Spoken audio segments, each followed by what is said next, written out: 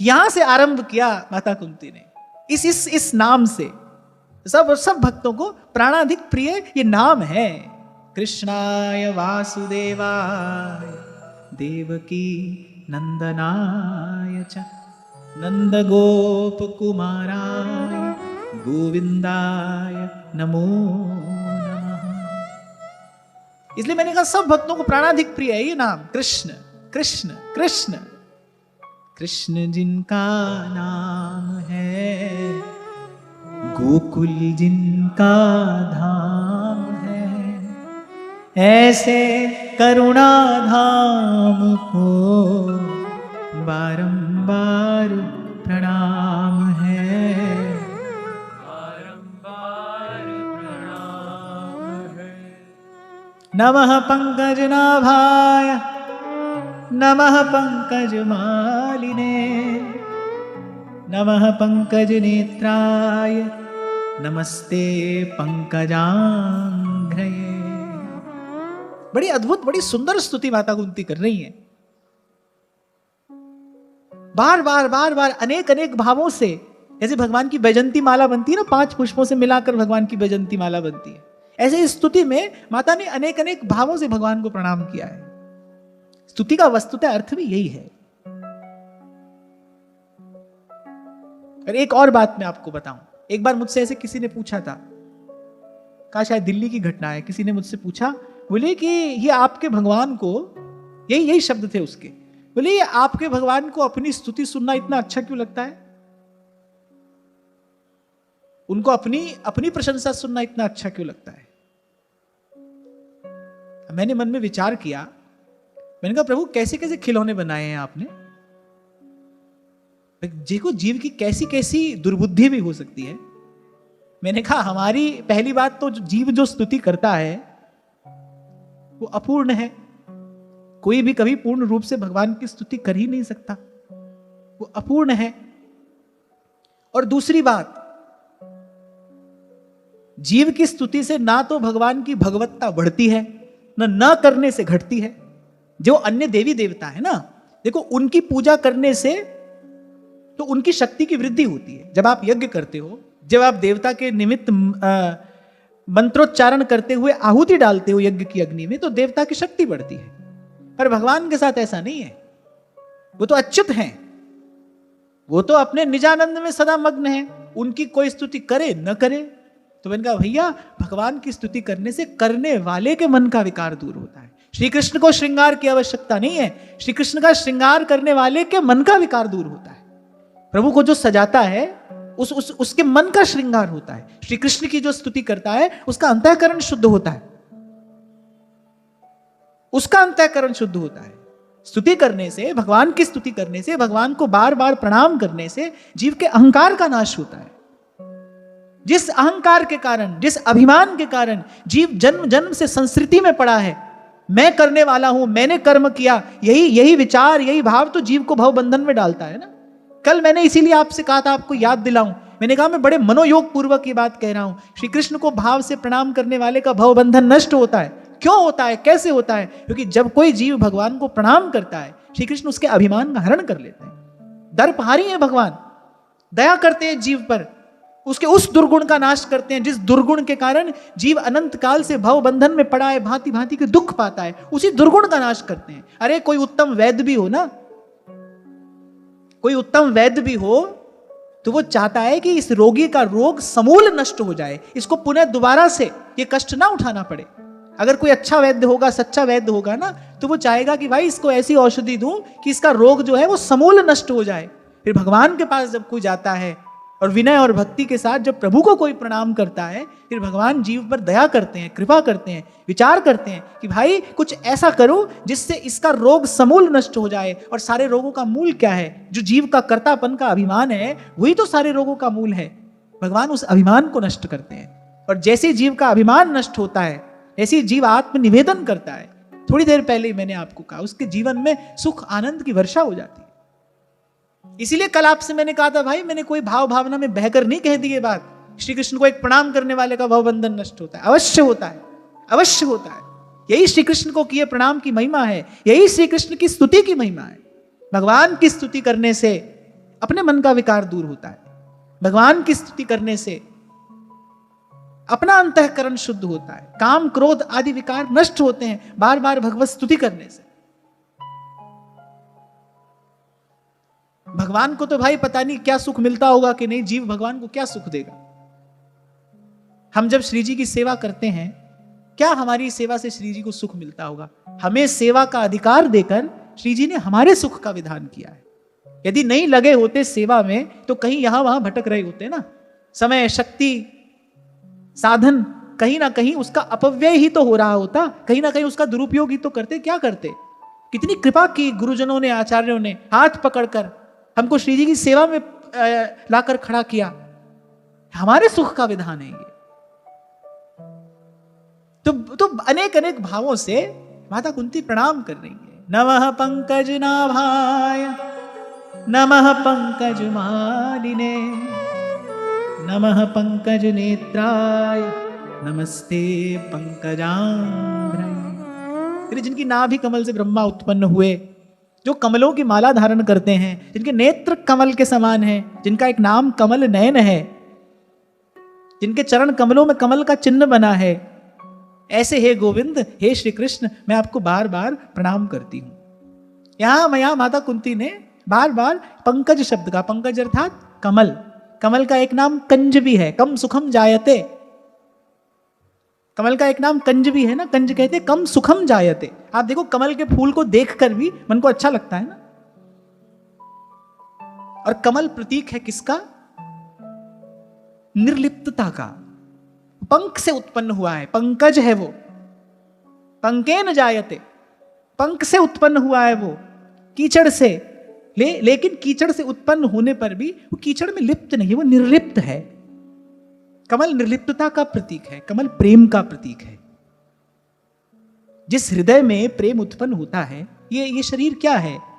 जीव जन्म जन्म से कैसा है? स्वभाव तो दुष्टा। इसी कीचड़ में प्रेम जन्म लेता है, पर प्रेम निर्लिप्त है। और सुख का मूल भी प्रेम ही है। क्यों कमल से भगवान के श्रीअंग की उपमा दी जाती है? कमल नयन है, उनके कर कमल हैं, चरण कमल हैं। ये कमल के पुष्प को क्यों चुना गया? एक तो कमल के पुष्प को देखकर शुद्धता, पवित्रता की अनुभूति होती है। फिर कमल निर्लिप्तता का प्रतीक है, कमल प्रेम का प्रतीक है। इसलिए ऐसी उपमा दी गई है प्रभु को। रसिकों को भी ये नाम बड़ा प्यारा है। तभी श्री स्वामी जी महाराज कहते हैं, हित तो कीजे कमल नयन सो। ऐसे तो प्रभु का प्रत्येक नाम जो है वो आनंद का भंडार है, पर मुझे भगवान के अनेक अनेक नामों में ये नाम अतिशय प्रिय है।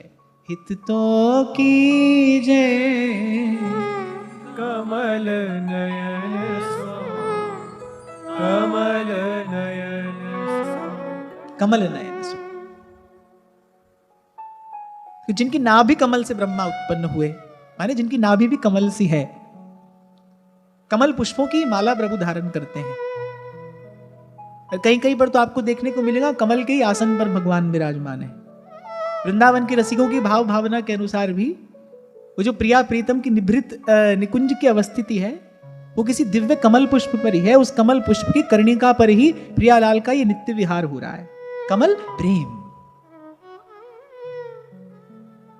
क्या, जिनके नेत्र कमल कैसे हैं, श्री चरणों में कमल का चिन्ह अंकित है। एक और बात, भगवान के श्री चरणों में अनेक अनेक चिन्ह अंकित हैं, लेकिन भगवान के श्री चरणारविंद में जो कमल का चिन्ह अंकित है, उसका बार बार ध्यान करने से, उसका बार बार चिंतन करने से हृदय में अनुराग उत्पन्न होता है। लालिमा लिए हुए भगवान के माखन से भी कोमल श्री चरण कमल, और उन चरण कमलों में वो जो दिव्य कमल का चिन्ह अंकित है, लालिमा लिए हुए वो जो चरणों का तरुआ है और उस पर वो जो कमल का चिन्ह है, उसका बार बार ध्यान करने से, उसका बार बार चिंतन करने से हृदय में चरणारविंद के प्रति अनुराग उत्पन्न होता है। और अनुराग हो तो अनुराग प्रकृष्ट होता है, प्रगाढ़ होता है, भक्ति दृढ़ होती है।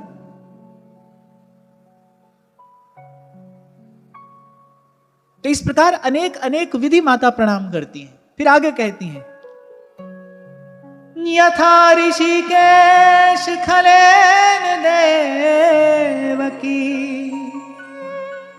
कंसेन रुद्धाति चिरं शुचार्पिता विमोचिताहं च सहात्मजा विभो त्वयैव नाथेन मुहुर्विपद्गणा।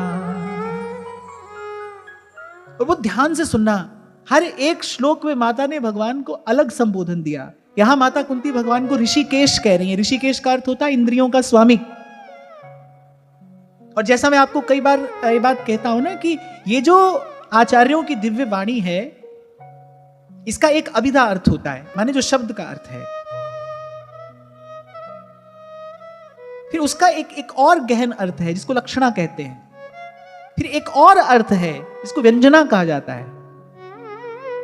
जैसे जैसे बुद्धि सूक्ष्म होती चली जाती है, जैसे जैसे वृत्ति परिष्कृत होती चली जाती है, वैसे वैसे उस वाणी का वो जो सूक्ष्म स्वरूप है, जो सूक्ष्म अर्थ है, वो आपके सामने प्रकाशित होता चला जाता है, उजागर होता चला जाता है। तो यहां भगवान को माता ऋषिकेश कहती है। हे ऋषिकेश, जैसे आपने कंस के कारागार में बंद देवकी की रक्षा की, उसको शोक से मुक्त किया, ऐसे ही मेरी भी मेरे पुत्रों के साथ आपने बार बार अनेक अनेक विपत्तियों से रक्षा की। और यहां ऋषिकेश कहने का तात्पर्य क्या है? भगवान को इंद्रियों का स्वामी कहकर क्यों पुकार रही है माता? ये शब्द कुंती के भी हैं और ये शब्द जीवात्मा के भी हैं। जीवात्मा भी तो पड़ी है ना कारागार में, इस संसार के कारागार में जीवात्मा भी पड़ी है। और अपना ही मन जो है वही उस बंधन का कारण भी है। देवकी जी का जो अपना ही भाई है वही तो बंधन का कारण है। ऐसे ही जो अपना मन है वही इस भव बंधन का कारण भी है। और यहां माता कह रही है कि जैसे उनको आपने शोक मुक्त किया, ऐसे मेरी भी मेरे पुत्रों के साथ अनेक अनेक बार अनेक अनेक विपत्तियों से आपने रक्षा की है। आप ही मेरे स्वामी हैं। माता तो कह रही है कहां तक गिनाऊं?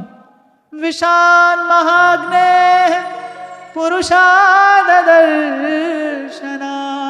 सत्सभाया वनवास कृच्छतः।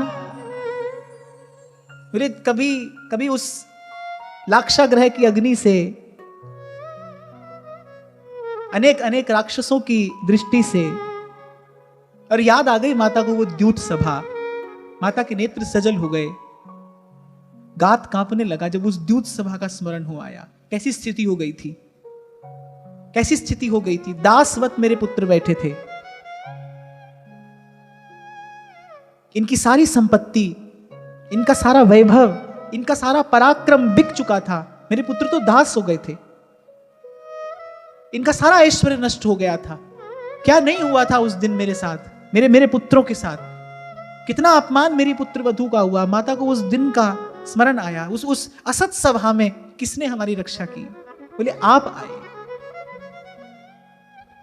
खैचत खैचत दो भुज था के दुशासन गयो हरि रे।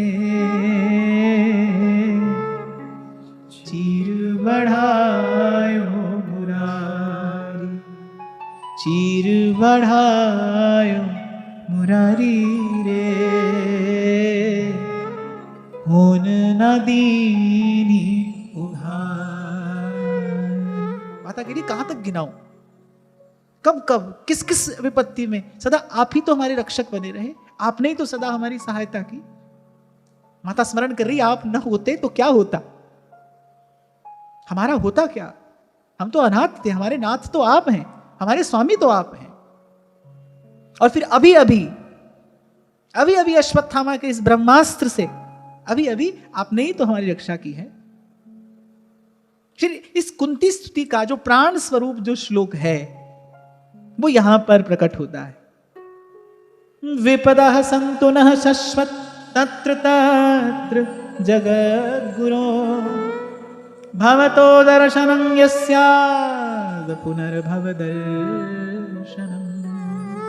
जब माता को वो सब स्मरण हुआ ना, नेत्रों से अविरल अश्रुधारा प्रवाहित हो रही है, शब्द कंपित, वाणी गदगद है, सारा देह कांप रहा है, खड़ी नहीं रह पा रही है भगवान के सन्मुख। जब वो विपत्ति के दिन याद आए और कैसे भगवान ने सदा संभाला, कैसे भगवान सदा सदा संगी रहे और सदा सहाय रहे। तो कहती है, हे जगत गुरु, एक बात मैं आपसे चाहती हूं, आप जा रहे हैं, इतनी कृपा मुझ पर करते जाइए, एक आशीर्वाद मुझे देकर जाइए, एक आशीर्वाद मुझे देकर जाइए कि हमारे जीवन में पद पद पर विपत्तियां आती रहें, क्योंकि विपत्ति में सदा आपका दर्शन हमको होता है, आपका संग हमको प्राप्त होता है, आपका सानिध्य हमें मिलता है।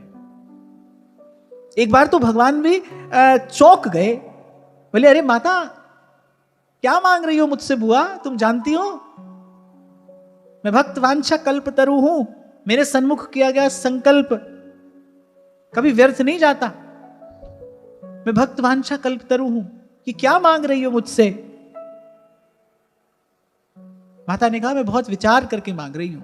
मां कुंती कह रही हैं, मैं बहुत विचार पूर्वक की बात कह रही हूं, विपत्ति आएगी, आपका स्मरण भी बना रहेगा, और आपका स्वभाव भी मैं जान गई हूं कि आप जब जब आपके भक्तों पर विपदा आती है तब तब आप अपने आसन पर बने नहीं रह सकते, आप दौड़ कर आते हैं। विपत्ति आएगी, आपका स्मरण होगा, विपत्ति आएगी, आपका दर्शन होगा, और आपके स्मरण और दर्शन का प्रसाद क्या है कि फिर से हमें इस संसार रूपी चक्र में नहीं पड़ना पड़ेगा, फिर से हमें ये दुख नहीं उठाने पड़ेंगे। इसी का विचार करके संत कहते हैं, अरे सुख के माथे सिल पड़े, नाम हृदय से जा। तभी तो मैं आपको कहता हूं भाई, जिसको भजन का मूल्य पता चल गया है, जिसको भजन की महिमा का अनुभव हो गया है, वो तो अपने जीवन में आने वाली प्रतिकूलता से ना तो कभी घबराएगा, ना कभी उसकी शिकायत करेगा। कभी कभी कोई ऐसे पूछता है ना, लिखकर भेजते हैं आप, बड़ी प्रतिकूलता है, बड़ी कठिनाई है, बताओ क्या करें, कैसे करें। अभी भजन के सुख का अनुभव नहीं हुआ, अभी भजन का मूल्य पता नहीं चला, अभी भजन का स्वभाव नहीं जाना आपने। भजन के लिए यही तो उपयुक्त वातावरण होता है। मैं हूं या आप हो, कोई भी हो भाई, बहुत अधिक अनुकूलता में भजन नहीं होता। नहीं तो कबीर क्यों कहते, सुख के माथे सिल पड़े, अरे नाम हृदय से जाए, बलिहारी उस दुख के पल पल नाम रटाए। बड़ी बात तो भजन होना है ना भाई। जब तक बड़ी बात इस देह का सुख है तब तक ये सब शिकायत रहेगी, भाई ऐसे नहीं हो रहा, वैसे नहीं हो रहा, ऐसा हो जाता, वैसा हो जाता। जब तक आपके लिए बड़ी बात देह का सुख है, देह गेह का सुख है, तब तक ये सब बात रहेगी। जिस दिन भजन की महिमा समझ में आ जाए, जिस दिन जीवन में पहला स्थान भजन को दे दिया जाए, उसके बाद कोई शिकायत नहीं रहती। उसके बाद तो भाई कुछ भी हो, भजन होना चाहिए। सुख रहे, दुख रहे, अनुकूलता रहे, प्रतिकूलता रहे, पर प्रभु आपकी याद बनी रहे। मेरे नाथ, मैं आपको भूलूं नहीं, आपकी याद बनी रहे। विपदा सन्तु नः शश्वत तत्र तत्र जगद्गुरो। और समग्र भक्ति साहित्य में ऐसे वाक्य बड़े कम मिलते हैं। भगवान सामने खड़े हैं, वो सदा सुख का आशीष भी तो मांग सकती हैं। आप और मैं तो किसी को सदा सुखी नहीं कर सकते, भगवान तो कर सकते हैं। यदि ये मांग लेती, प्रभु आशीर्वाद दीजिए मैं और मेरा परिवार सदा सुखी रहें और सुखी रहकर आपका भजन करें, तो भी भगवान देते। भगवान तो ये भी देने में समर्थ हैं, वो तो अन्यथा कर तुम है। पर माता ने ये नहीं मांगा, करिए हमारे जीवन में पद पद पर विपत्तियां आती रहे। क्यों? क्योंकि मैंने अपना स्वभाव देख लिया है। सुख अपने साथ एक उन्माद लेकर आता है। बहुत अधिक जीवन में सुविधा होगी, आप भाई मेरी बात लिख कर ले जाना, बहुत अधिक जीवन में सुविधा होगी, जीवन में प्रमाद आएगा। और प्रमाद से बड़ा मनुष्य का कोई शत्रु नहीं है। प्रमाद से बड़ा कोई शत्रु नहीं जीवन। हां, पर यह बात कहने के लिए जन्म जन्म की भक्ति चाहिए। जो बात माता कुंती ने कही, ये बात कहने के लिए जन्म जन्म की भक्ति चाहिए, संसार से वास्तविक वैराग्य चाहिए। और इसके मूल में कहीं बड़ा गंभीर ज्ञान भी है। इसीलिए मैंने आपसे कहा था, कुंती जी द्वारा की गई स्तुति में भक्ति भी है, ज्ञान भी है, वैराग्य भी है। संसार के विषय सुख से पूर्ण वैराग्य का यहां दर्शन हो रहा है। कि कह रही है कि आप विपत्ति आएगी तो आपका दर्शन होगा, और पुनः पुनः आपके दर्शन से क्या होगा, प्लीज संसार में नहीं आना पड़ेगा, जन्म मृत्यु के चक्कर में नहीं पड़ना पड़ेगा।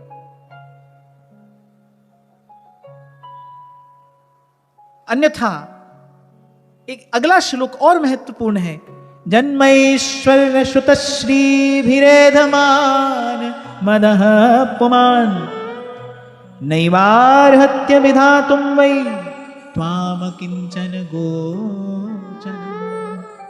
अभी मैंने आपसे कहा ना, सदा सुख भी तो मांग सकती थी। अनेक अनेक ऐसे भी भक्त हुए हैं जिनको भगवान ने यह कहा है कि भाई इस लोक के सब सुख भोग कर मेरे धाम को आ जाना। ऐसे भी अनेक अनेक भक्त हुए हैं। ये भी माता कुंती मांग लेती और भगवान दे देते। पर अगले श्लोक में माता कुंती ने बताया कि मैंने ये आशीर्वाद, ये वरदान आपसे क्यों मांगा है। लेकिन ऊंचे कुल में जिनका जन्म हुआ है, जिनके पास ऐश्वर्य है, जिनके पास में श्रेष्ठ विद्या है, बहुत संपत्ति है, बोले उनका अभिमान तो बढ़ जाता है। तुलसी बाबा भी कहते हैं, प्रभुता पाए काय मद नाही। प्रभुता पाकर किसको मद नहीं होता। ये जो बार बार आपसे निवेदन किया जाता है ना भाई, ये जो संसार की जो ये जय जयकार है, मान प्रतिष्ठा है, इससे बचना, इससे बचना। क्यों? क्योंकि जीवन में मद लेकर ही आती है। व्यक्ति स्वयं को कुछ समझने लगता है और फिर स्वयं को जैसे कुछ समझता है और कुछ हो नहीं हो पर भगवान से विमुख हो जाता है, भक्ति से विमुख हो जाता है। इसीलिए तुलसी बाबा ने कहा है लोक मान्यता अनल सम। इसीलिए सहजोबाई कहती हैं, प्रभुता को सब कोई चहे, प्रभु को चहे न को। प्रभुता सब चाहते, प्रभु को कोई नहीं चाहता है। और यही देवताओं द्वारा उत्पन्न किया जाने वाला सबसे बड़ा विघ्न है। ये देवताओं द्वारा उत्पन्न किया जाने वाला सबसे बड़ा विघ्न है, प्रभुता। और यहां माता कुंती कह रही हैं, ऊंचे कुल में जन्म, ऐश्वर्य, विद्या, संपत्ति, ये सब जीवन में मद लेकर आते हैं। जीव अभिमानी हो जाता है। सुंदर रूप, धन, प्रभुता। संत कहते हैं, नीति कहती है कि इसमें से एक भी वस्तु हो तो बहुत संभल के रहना चाहिए। रूप हो, यौवन हो, धन हो, संपत्ति हो, और फिर या आपके हाथ में सत्ता हो, आपके पास प्रभुता हो, इसमें से कोई भी वस्तु हो, एक भी हो, कह रहे बहुत संभल के रहना चाहिए। और कह रहे तीनों ही आ जाए तो उसका पतन निश्चित है, उसको फिर कोई नहीं बचा सकता। भगवान के अतिरिक्त कोई नहीं बचा सकता है उसको। फिर तो भाई उसके जीवन में कोई समर्थ संत हो तो उसको बचा ले, नहीं तो फिर पतन निश्चित है। ये सब अपने साथ में प्रमाद लेकर आते हैं। भाई नशा करने वाली कोई चीज खा लो तो नशा होगा कि नहीं होगा, सीधी सी बात है। और मैं तो कहता हूं कि संसार में जो खाने पीने से जो नशा होता है ना, वो तो बहुत साधारण कोटि का है। उन्माद तो व्यक्ति को सफलता पाकर होता है, उपलब्धि पाकर होता है, प्रभुता पाकर होता है। ये नशा उतरता नहीं, ये व्यक्ति को समाप्त करके ही उतरता है। वो जो साधारण सा उन्माद है ना, वो तो थोड़ी देर के लिए चढ़ा और फिर उतरा। ये एक ऐसा उन्माद है जो जीवन को, इस दुर्लभ जीवन को, इस अवसर को नष्ट करने पर ही उतरता है। इसलिए बहुत बच के रहे हैं भजन करने वाले महापुरुष, जिन्होंने अपने जीवन में भगवत भाव की, भक्ति की, भजन की महिमा जानी है, वो तो इससे बहुत बच कर रहे हैं।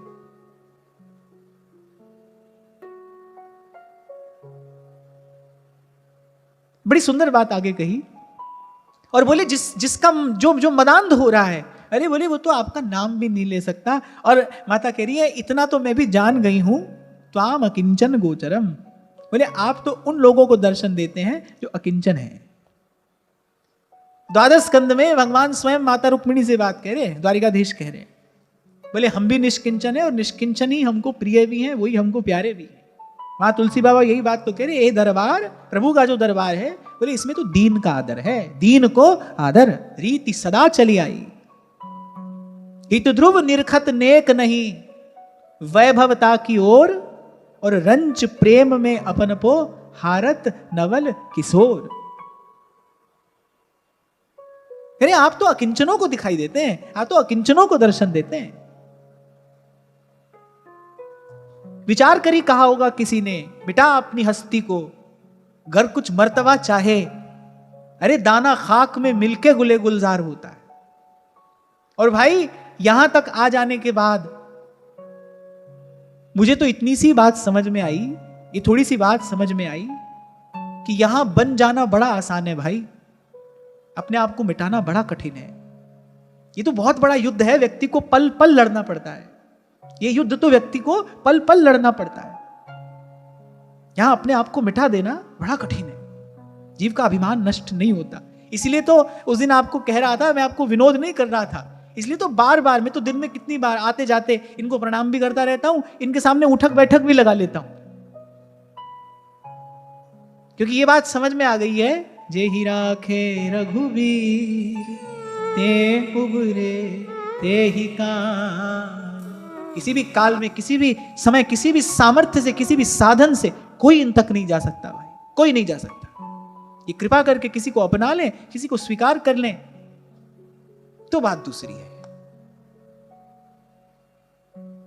और फिर यहां माता कह रही है, मैं क्यों मांग रही हूं आपसे विपत्ति, क्योंकि मैंने देख लिया है, सुख आएगा, संपत्ति आएगी, विद्या आएगी, बल आएगा, प्रभुता आएगी, तो वो अपने साथ में अभिमान भी लेकर आएगी। और बस अभिमान जैसे आएगा पहले आप दूर हो जाएंगे। इसलिए हे नाथ, विपत्ति आती रहे जीवन में। विपत्ति आने से क्या होगा, बोले हम दीन बने रहेंगे। वही बात तो माता कुंती को स्मरण आ रही है ना, अरे सारा संसार मेरे 5 पुत्रों के बल, बुद्धि, यश, विद्या, पराक्रम का गुण गा रहा है। अरे पर मैं जानती हूं ये सब तो धरा का धरा रह गया था उस दिन द्यूत सभा में। मेरे पुत्र तो दास हो गए थे, सब तो धरा का धरा रह गया था। अरे मेरे पुत्र तो दास हो गए थे, इनका आने वाला वंश दासों का वंश कहलाता। ये तो अपनी श्री, अपना पराक्रम, अपना वैभव सब खो चुके थे। किसने बचाया? वो गई हुई वस्तु किसने लौटाई? श्री कृष्ण ने।